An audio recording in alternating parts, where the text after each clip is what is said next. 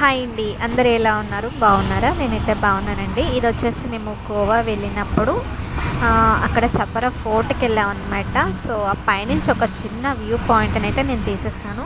అక్కడ view point అయితే చాలా అద్భుతంగా ఉందండి. ఇది వచ్చేసి మేము పాలెం బీచ్కి వెళ్ళాం అనమాట, సౌత్ గోవాలో.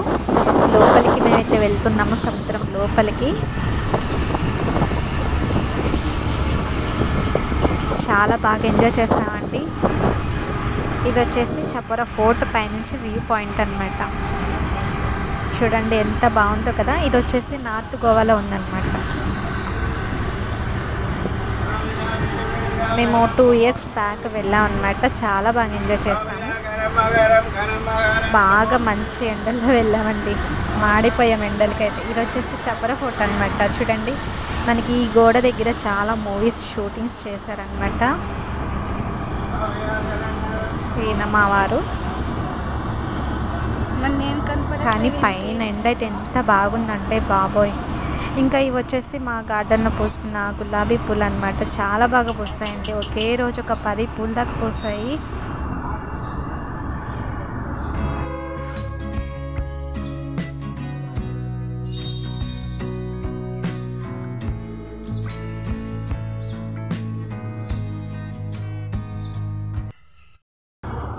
పసుపు గులాబీ, నాటు గులాబీ చూడండి.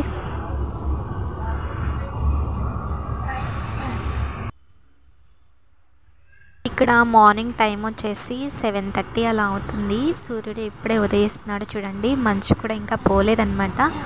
ఇంకా మార్నింగ్ షూట్ చేశాను అనమాట. చూడండి,